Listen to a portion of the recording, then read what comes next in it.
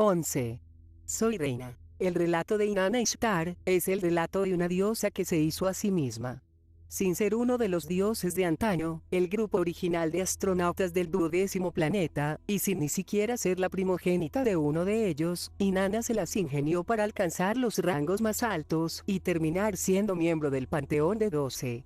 Para conseguirlo, combinó su astucia y su belleza con su crueldad, diosa de la guerra y diosa del amor, que contó entre sus amantes tanto a dioses como a hombres. Y en ella se dio un verdadero caso de muerte y resurrección. Del mismo modo que la muerte de Dumuzi vino como consecuencia del anhelo de Inanna por convertirse en reina en la tierra, la prisión y el exilio de Marduk hicieron poco por satisfacer sus ambiciones. Ahora, tras desafiar y vencer a un dios importante, pensaba que ya no se le podría privar de unos dominios propios. Pero, ¿dónde?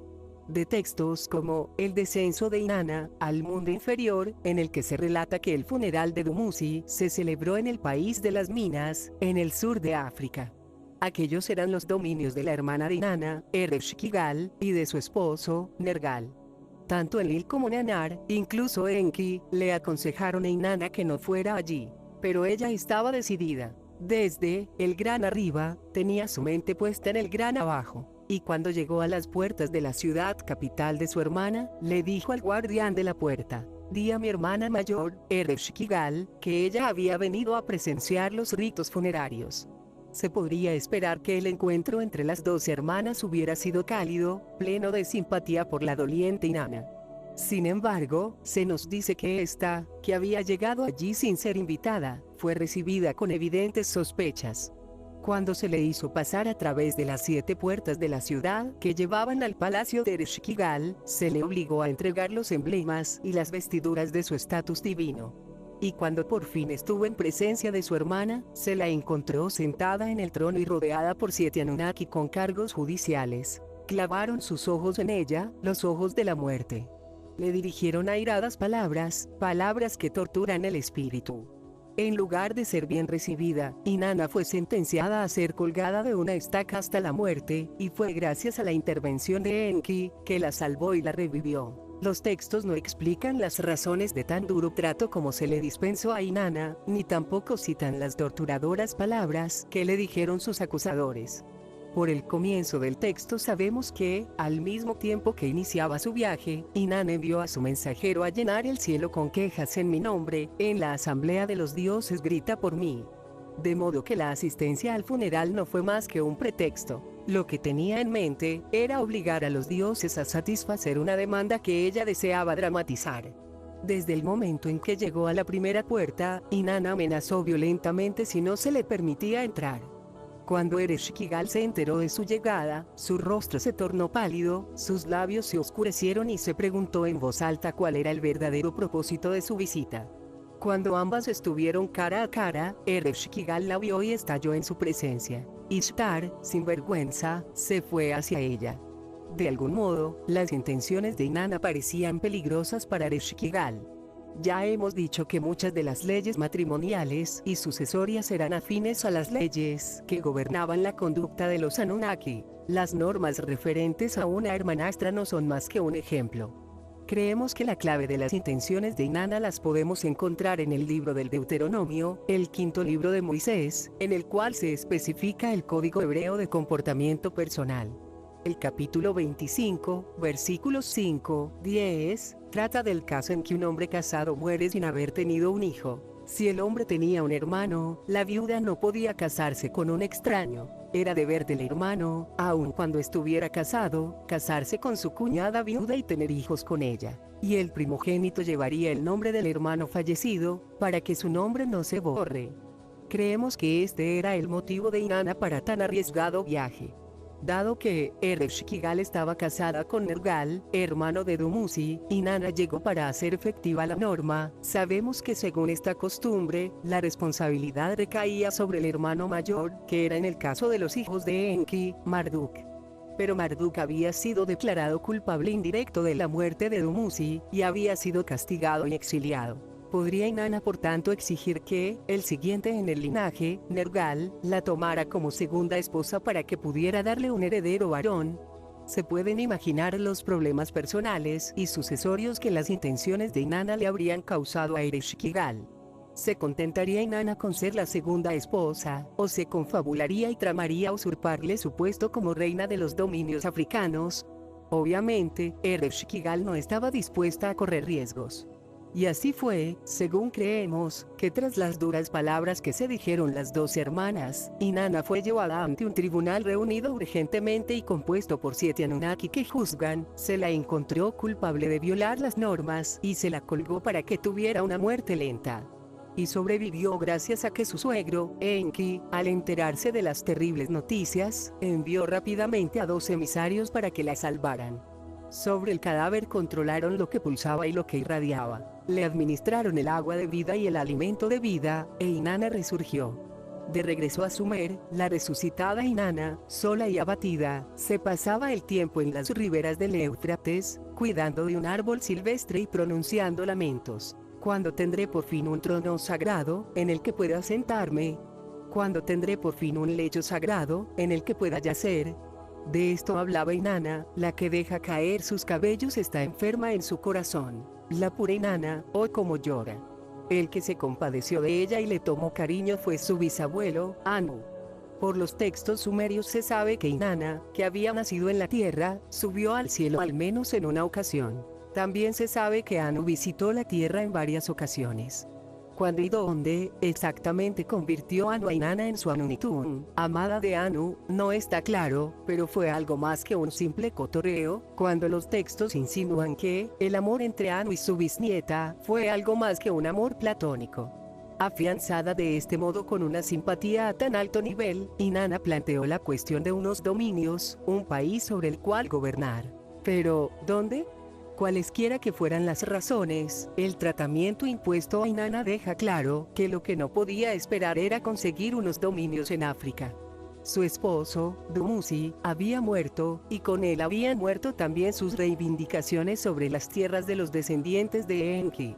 Si su sufrimiento y su victoria sobre un dios importante le daban derecho a tener unos dominios para sí misma, tendría que ser en algún otro lugar.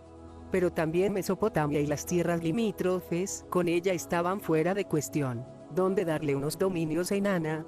Echando un vistazo por los alrededores, los dioses dieron con una respuesta.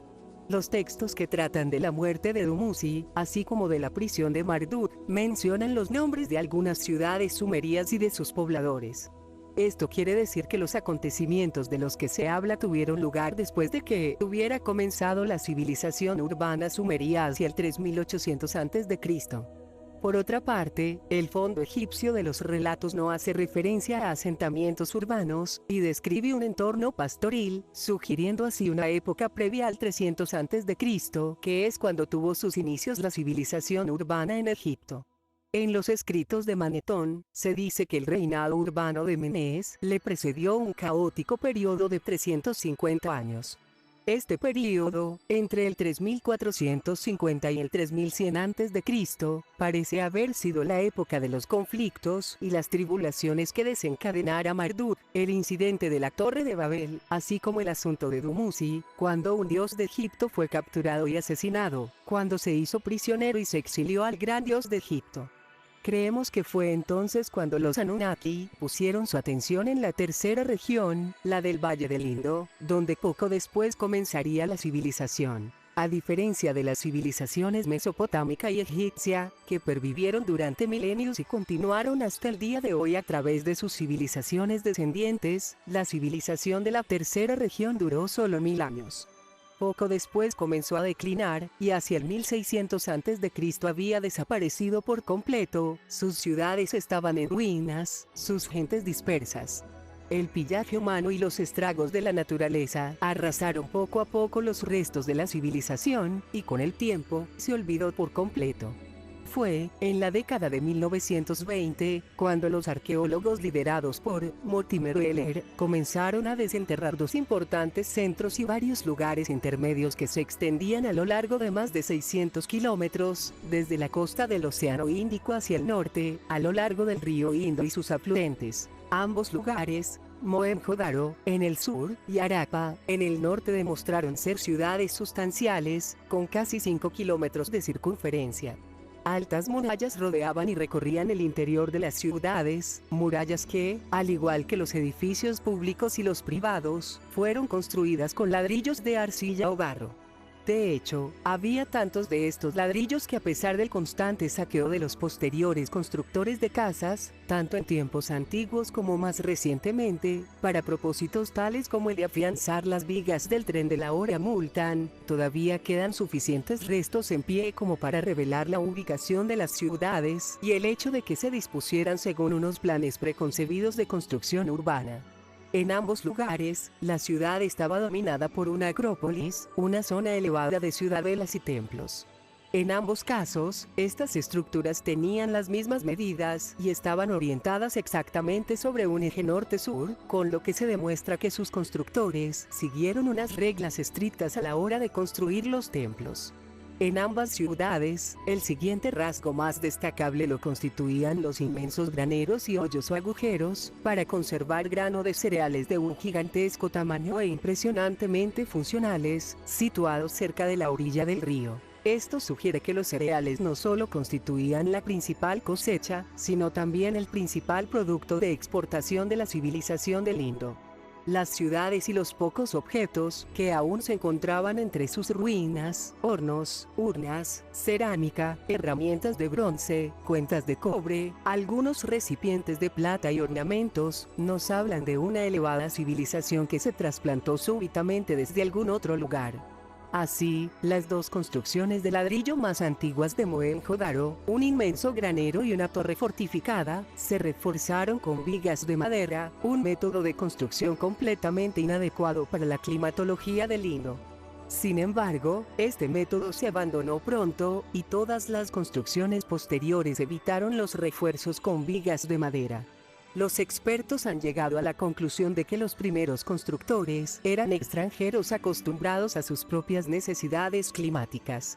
Buscando los orígenes de la civilización del Indo, los expertos llegaron a la conclusión de que no pudo haber surgido con independencia de la civilización sumeria, que la precedió en casi 1000 años.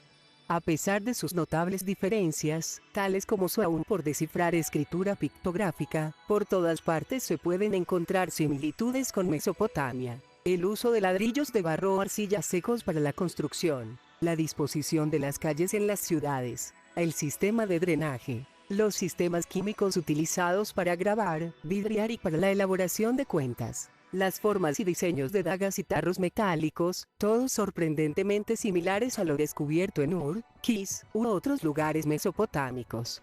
Incluso los diseños y los símbolos utilizados en la cerámica, los sellos u otros objetos de arcilla, son duplicados virtuales de los mesopotámicos. Y curiosamente, el signo mesopotámico de la cruz, el símbolo de Nibiru, el planeta madre de los Anunnaki, también imperaba en toda la civilización del Indo. ¿A qué dioses daban culto las gentes del Valle del Indo? Las escasas representaciones pictóricas que se han encontrado les muestran con el divino tocado de cuernos mesopotámico. Las figurillas de arcilla, más abundantes, indican que la deidad predominante era una diosa, normalmente desnuda, con el pecho al descubierto con hileras de cuentas y collares como única vestimenta. Estas eran representaciones bien conocidas de Inanna, encontradas abundantemente por Mesopotamia y todo Oriente Próximo. Y creemos que, buscando una tierra para Inanna, los Anunnaki decidieron convertir la tercera región en sus dominios. Aunque, en términos generales, se sostiene que las evidencias de los orígenes mesopotámicos de la civilización del Indo y de los contactos entre Sumer y el Valle del Indo se limitan a unos cuantos restos arqueológicos, creemos que existen también evidencias textuales que confirman estos lazos. De interés particular resulta un largo texto al que los expertos llaman Enmerkar y el Señor de Harappa, cuyo fondo es el de la subida al poder de Uruk, Erek en la Biblia, y de Nana. Este texto describe a Harappa como la capital de un país situado más allá de las cadenas montañosas y más allá de Ansan, es decir, más allá del sudeste de Irán. Ahí es, precisamente, donde se encuentra el Valle del Indo, y expertos como Johannes Jacobus Adrianus van Dijk, Orientalia 39, 1970, han supuesto que Arata era una ciudad situada en la meseta iraní junto al río Indo. Pero lo más sorprendente de todo es el hecho de que, en el texto, se habla de los hoyos o agujeros, para conservar grano de cereales de Arata. Era un lugar en donde el trigo crecía solo, y las judías también crecían solas, las cosechas se acumulaban y se almacenaban en los depósitos de Arata. Más tarde, con el fin de exportarlo, metían el cereal en sacos, los cargaban en cajas de carga y los ponían en los costados de los burros de transporte. La ubicación geográfica de Arata, y el hecho de que sea un lugar famoso por sus judías y sus cereales almacenados, lleva necesariamente a pensar en la civilización del Indo. Y lo cierto es que uno llega a preguntarse si Harappa, o Harappa, no será el eco presente del antiguo Arata. El antiguo texto nos remonta a los comienzos del reino de Eret, cuando un semidios, el hijo de Utu-Shamash, y de una mujer humana, se convirtió en sumo sacerdote y rey en el sagrado recinto, a partir del cual se desarrollaría la ciudad. Hacia el 2900 a.C., le sucedió su hijo Enmerkar, que construyó Uruk, según las listas sumerias de los reyes, transformándola, de la morada nominal de un dios ausente, Anu, en el principal centro urbano de una deidad reinante. Y consiguió esto al convencer a Inanna, para que eligiera Erech como su sede de poder, y al agrandar para ella el templo de Eanna, que significa, casa de Anu. Por este antiguo texto sabemos que, primero de todo, Enmerkar pidió de Arata que contribuyera en la ampliación del templo con piedras preciosas, bronce, plomo, losas de lapislázuli, así como con hábiles trabajos de oro y plata, para que el monte sagrado que se estaba elevando para Inanna fuera digno de la diosa. Pero, tan pronto consiguió esto, el corazón de Enmerkar se hizo altivo.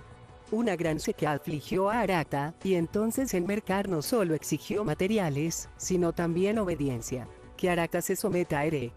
Exigió. Para lograr su propósito, Enmerkar envió a Arata una serie de emisarios para dirigir lo que Samuel Noah Kramer, en su libro La historia comienza en Sumer, ha definido como la primera guerra de nervios. Alabando a su rey y sus poderes, el emisario citaba textualmente las amenazas de Enmerkar, de traer la desolación sobre Arata y dispersar a sus gentes. Sin embargo, el soberano de Arata, contrarrestó su guerra de nervios con una hábil estrategia. Recordándole al emisario la confusión de lenguas que hubo en el pasado con el incidente de la Torre de Babel, afirmó que no podía comprender el mensaje en sumerio. Enmerkar, frustrado, envió otro mensaje, esta vez escrito en tablillas de arcilla, y parece que en la lengua de Arata, una hazaña que solo pudo lograr con la ayuda de Nidaba, la diosa de la escritura. Además de las amenazas, se hizo una oferta de semillas del grano de antaño, que se había conservado en el templo de Anu. Semillas, al parecer, muy necesarias en Arata, a causa de la larga sequía que había destruido sus cosechas. Y se afirmaba que la sequía había sido la señal de que era la misma Inanna la que deseaba que Arata se pusiera bajo la sombra protectora de Erech. El señor de Arata tomó la tablilla cosida que le tendía el heraldo. El señor de Arata examinó la arcilla. Estaba inscrita en escritura cuneiforme. La palabra dictada parecía como de uñas. ¿Cedería o se resistiría? Justo en aquel momento, una tormenta, como un gran león atacando, se desató. La sequía terminó de repente con un trueno que hizo que temblara todo el país, que las montañas se estremecieran. Y, una vez más, la blanca y amurallada, Arata se convirtió en tierra de abundantes cereales.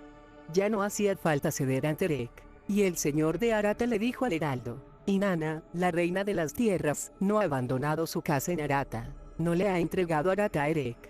A pesar de la alegría en Arata, las expectativas de que Inanna no fuera a abandonar su morada allí, no eran del todo satisfactorias. Seducida por la idea de residir en un gran templo en la ciudad de Anu, en Sumer, Inanna se convirtió en una diosa trabajadora, por así decirlo, que tenía su empleo en la lejana Arata, pero que vivía en la metropolitana Erech. Así pues, iba de un sitio a otro en su barco del cielo. Sus constantes vuelos fueron el motivo de múltiples representaciones en las que se le muestra como aeronauta. Y, según se infiere por algunos textos, era ella misma la que piloteaba.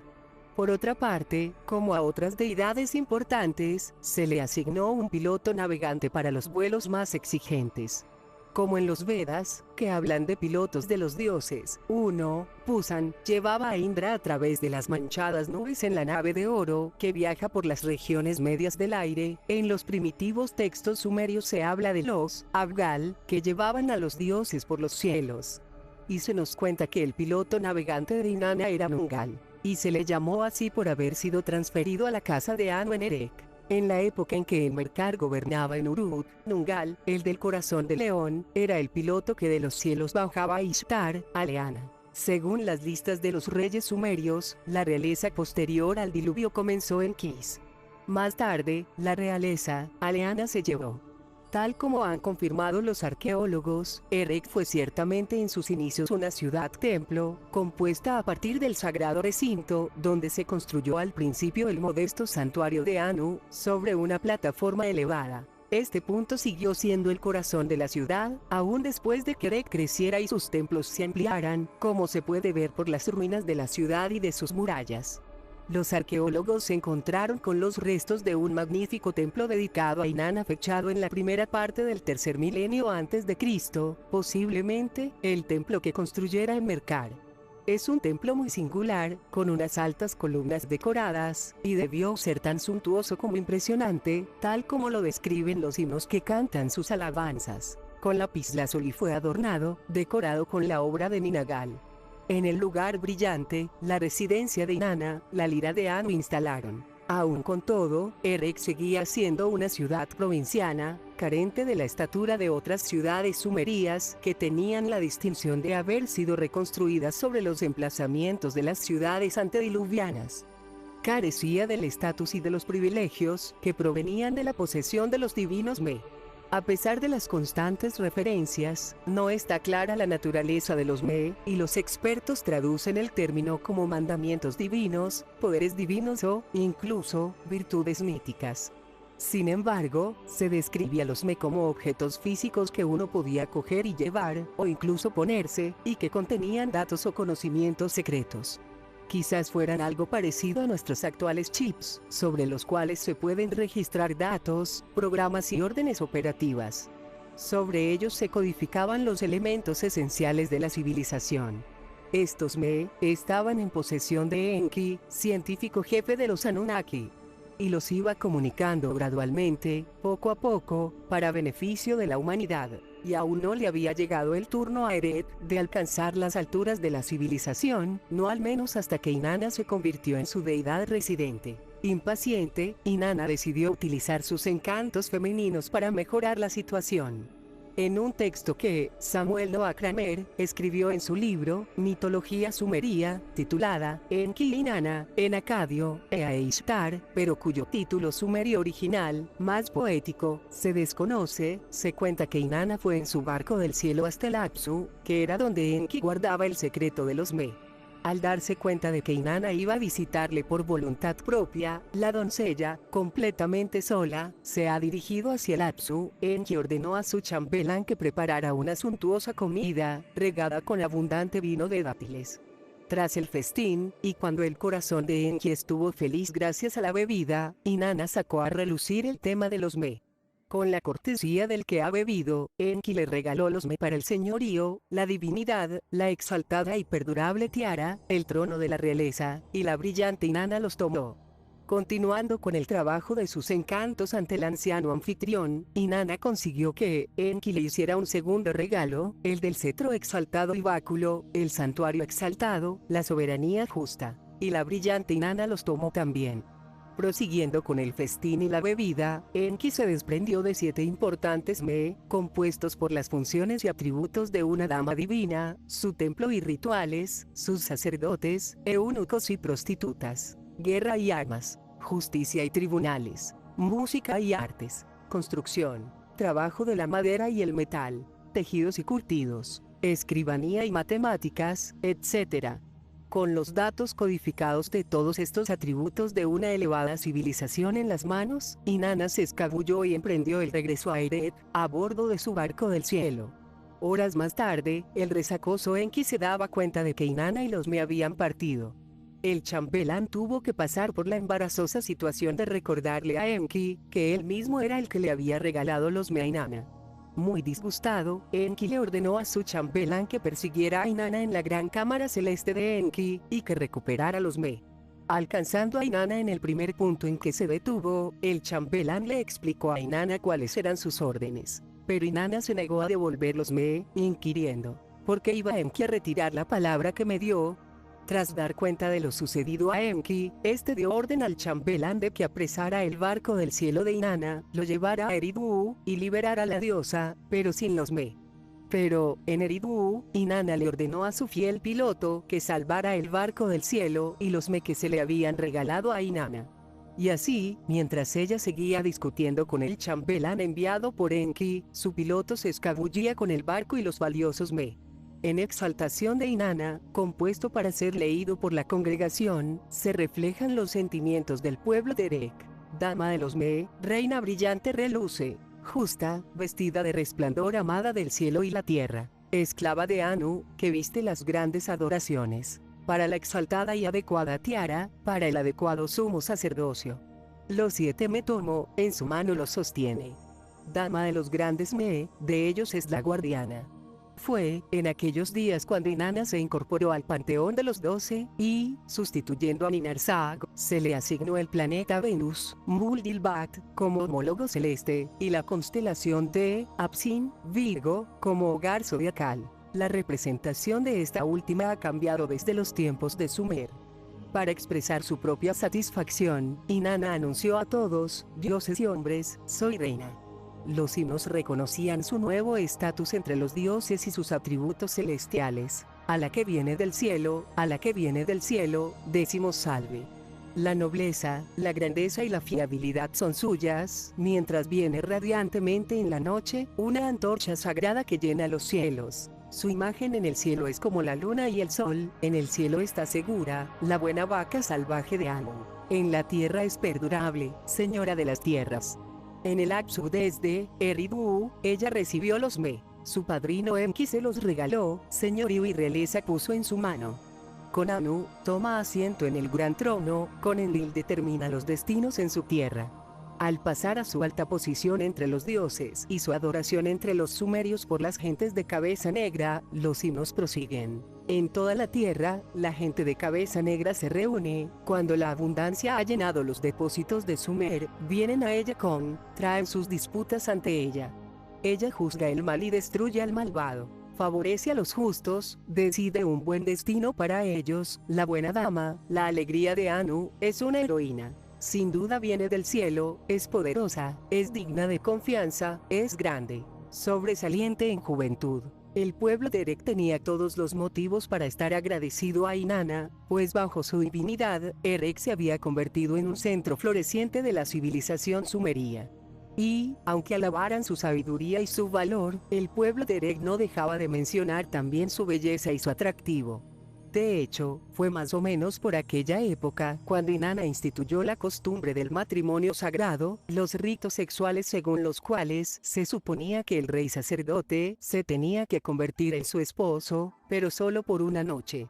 Hay un texto, atribuido al rey de Indagan, que describe este aspecto de la vida en el templo de Inanna, con música, hombres dedicados a la prostitución y todo. Los prostitutos peinan sus cabellos, decoran su cuello con bandas de colores, adornan su costado derecho con prendas femeninas, mientras caminan ante la pura Inanna, cubren su costado izquierdo con prendas masculinas, mientras caminan ante la pura Inanna, con sogas de salto y cuerdas de colores compiten ante ella, los jóvenes, portando aros, cantan ante ella, las doncellas, sacerdotisas Shuhia, caminan ante Inanna, preparan el lecho para mi dama, purifican los juncos con el dulce aroma del aceite de cedro.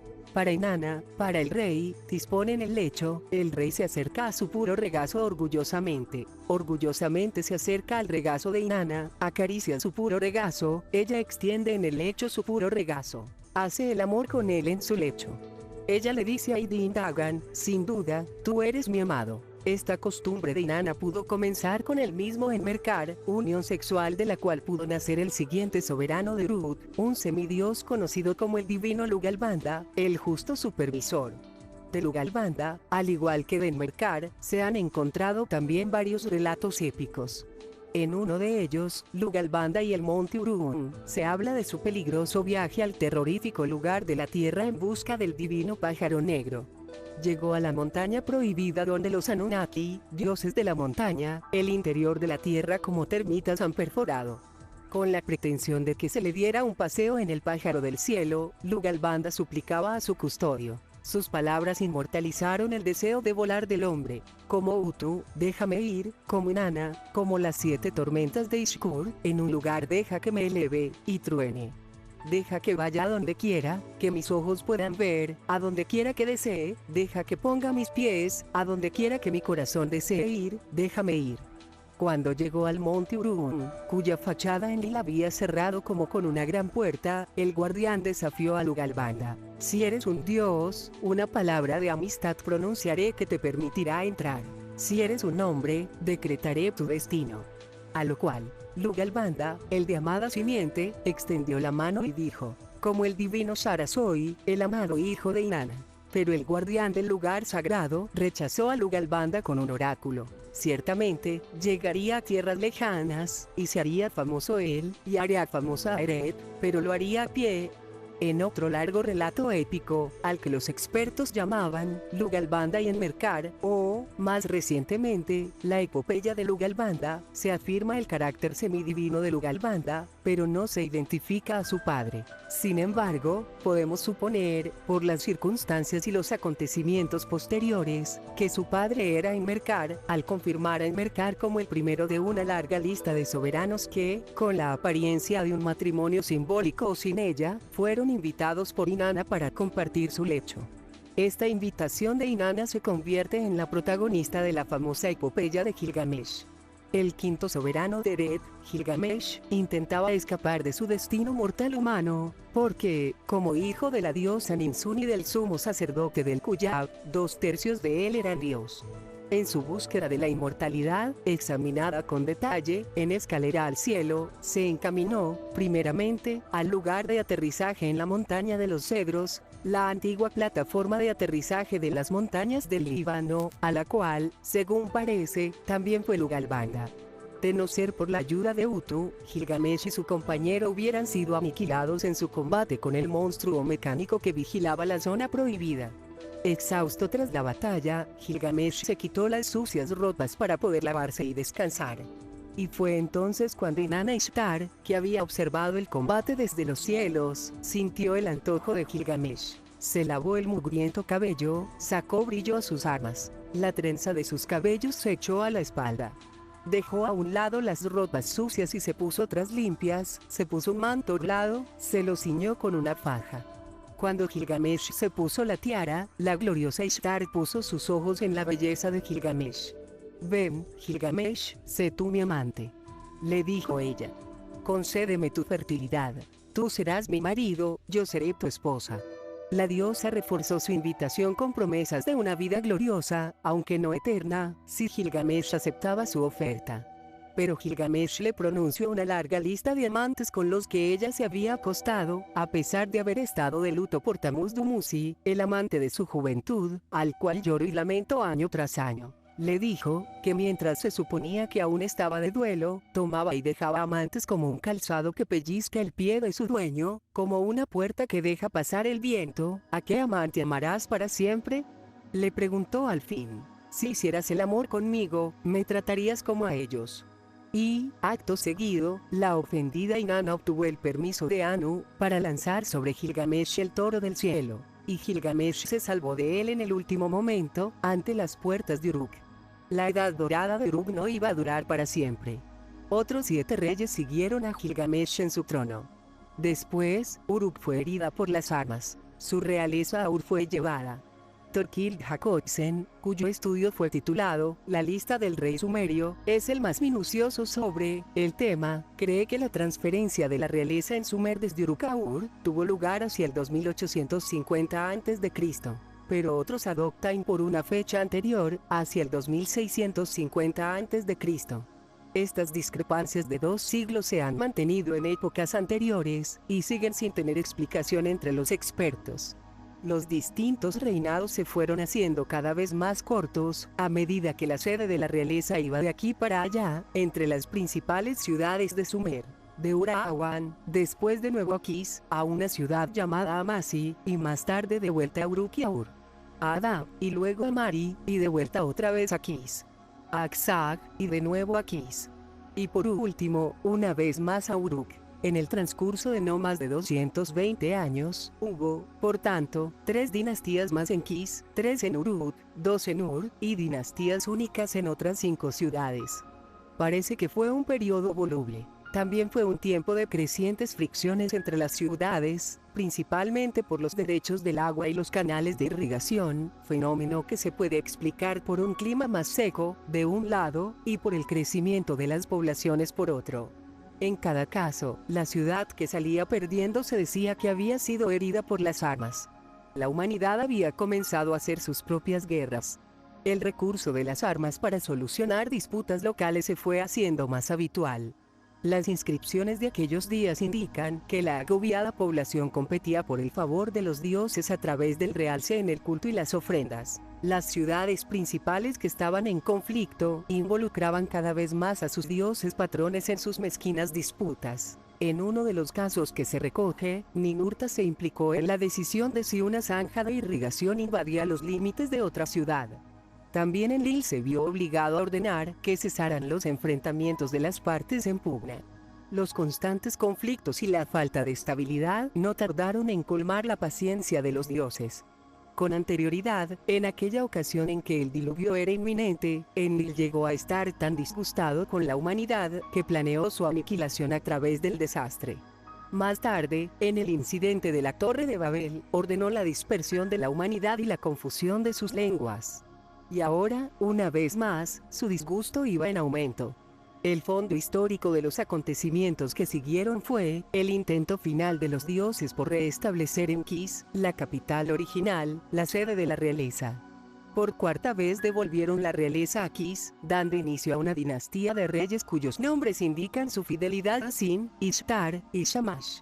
Sin embargo, hubo 2 soberanos cuyos nombres les delatan como seguidores de Ninurta y de su esposa, evidencia de una reavivada rivalidad entre la casa de Sin y la casa de Ninurta.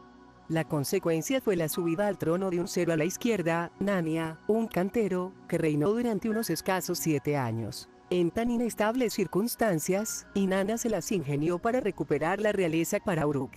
El hombre al que se eligió para esta tarea, un tal Lugal-Sajersi, conservó el favor de los dioses durante 25 años. Pero, más tarde, tras atacar a Kis para asegurarse su desolación eterna, lo único que hizo fue ganarse la ira de Enlil. Y la idea de una mano dura en el timón de la realeza humana fue cobrando fuerza. Hacía falta alguien que no estuviera involucrado en todas estas disputas, alguien que ofreciera un liderazgo firme, y una vez más, realizara adecuadamente el papel de rey como único intermediario entre los dioses y el pueblo en todos los asuntos mundanos. Fue Inanna la que en uno de sus viajes, encontró a ese hombre. Y este encuentro, hacia el 2400 a.C., dio inicio a una nueva era. Era un hombre que había comenzado su andadura como copero del rey de Kis. Tomó las riendas del estado en el centro de Mesopotamia, y no tardó en extender su soberanía al resto de Sumer, a los países vecinos incluso, a tierras distantes. El sobrenombre de este primer constructor de imperios fue Sharrukin, que significa soberano justo. Los libros de texto modernos le llaman Sargón I, o Sargón el Grande. Se construyó una capital de nuevo estilo, no lejos de Babilonia, y la llamó Agade, que significa unida. La conocemos como Akkad, nombre del cual proviene el término acadio de la primera lengua semita. En un texto conocido como La leyenda de Sargón, se recoge, en palabras del propio Sargón, su singular historia personal. Sargón, el poderoso rey de Agade, soy. Mi madre fue suma sacerdotisa. No conocí a mi padre, mi madre, la suma sacerdotisa que me concibió, me dio a luz en secreto. Me puso en un canasto de juncos, sellada la tapa con betún. Me puso en el río. Este no me tragó. El río soportó mi peso, me llevó a Aki, el irrigador. Aki, el irrigador, me levantó en alto cuando estaba sacando agua. Aki, el irrigador, me trató como a su hijo y me crió. Aquí, el irrigador, me nombró su jardinero. Este relato, semejante al de Moisés, escrito más de 1000 años antes de los tiempos de Moisés, continúa respondiendo más tarde a una pregunta obvia. ¿Cómo pudo un hombre de padre desconocido, un simple jardinero, convertirse en un poderoso rey? Sargón respondía así a la pregunta. Siendo jardinero, Ishtar me concedió su amor, y por 45 años ejercí la realeza. A la gente de cabeza negra dirigí y goberné. Esta breve afirmación viene desarrollada en otro texto. El encuentro entre Sargón, el trabajador, e Ishtar, la adorable diosa, fue accidental, pero en modo alguno inocente. Un día, mi reina, después de cruzar el cielo, cruzar la tierra, Inanna. Después de cruzar el cielo, cruzar la tierra, después de cruzar el Amishubur, después de cruzar, la esclava se acercó cansada, se durmió. Yo la vi desde el extremo del jardín. La besé, copulé con ella. Inanna, ya despierta, tendremos que suponer, encontró en Sargón un hombre de su gusto, un hombre que no solo podía satisfacer sus antojos en la cama, sino también sus ambiciones políticas. En un texto conocido como la Crónica de Sargón se afirma que Sharrukin, rey de Agade, ascendió al poder en la era de Ishtar. No tuvo rival ni oponente. Difundió su terrorífico encanto por todos los países. Cruzó el mar por el este, conquistó el país del oeste, en toda su extensión. La enigmática referencia a la era de Ishtar ha desconcertado a los expertos, pero solo puede significar lo que significa. En aquel momento, por las razones que fueran, Inanna Ishtar podía elegir a un hombre, ponerlo en el trono y que éste creara un imperio para ella. Él derrotó a Uruk y echó abajo sus murallas, venció en la batalla con los habitantes de Ur, invadió toda la tierra, desde Lagash hasta el mar. También hubo conquistas más allá de las antiguas fronteras de Sumer. Mar y Elam rinden obediencia a Sargón. La magnificencia de Sargón y la grandeza de Inanna iban de la mano, y se expresaron en la construcción de una nueva capital, Agade. Y, en ella, el templo Ulmash, reluciente, lujoso, para Inanna. En aquellos días, nos dice un texto historiográfico sumerio, los moradores de Agade estaban repletos de oro. Sus relucientes casas estaban llenas de plata. En sus almacenes se acumulaban cobre, plomo y losas de lapislázuli. Sus graneros rebosaban por los costados. Sus ancianos eran sabios, sus ancianas elocuentes. Los hombres jóvenes estaban dotados con la fuerza de las armas, los niños con alegres corazones. Había música en toda la ciudad. En tan hermosa y feliz ciudad, en Agade construyó la sagrada Inanna un templo como noble morada suya. En el Ulmash puso su trono. Fue el templo que culminaba toda una serie de santuarios dedicados a ella en las principales ciudades de Sumer. Diciendo que, en Uruk, Eleana es mío, Inanna hacía una lista de santuarios en Nippur, Ur, Girsu, Adab, Kis, Der, Aksag y Uma, para acabar con el Ulmash de Agade. ¿Acaso hay algún dios que pueda competir conmigo?, preguntaba la diosa. Sin embargo, aunque patrocinado por Inanna, el ascenso de Sargón a la realeza, sobre lo que a partir de entonces se conoció como Sumer y Akkad, no podría haber acaecido sin el consentimiento y la bendición de Anu y de Enlil. En un texto bilingüe, sumerio-acadio, inscrito originariamente en una estatua de Sargón, que estaba situada delante de Enlil en su templo de Nippur, se afirmaba que Sargón no era solo supervisor al mando de Ishtar, sino también sacerdote ungido de Anu, y gran regente de Enlil. Y fue Enlil, según dejó escrito Sargón, el que le dio el señorío y la realeza.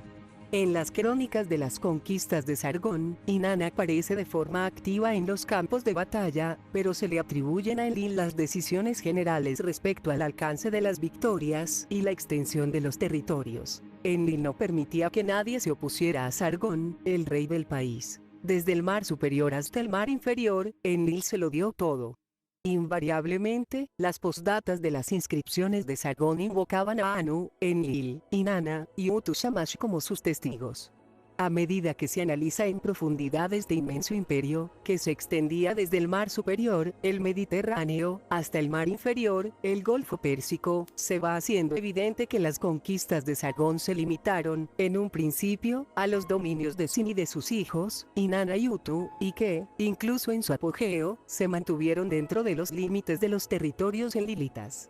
Sargón llegó a Lagash, la ciudad de Ninurta, y conquistó el territorio desde Lagash hacia el sur, pero no la misma Lagash, ni se expandió hacia el noreste de Sumer, que estaba bajo el dominio de Ninurta.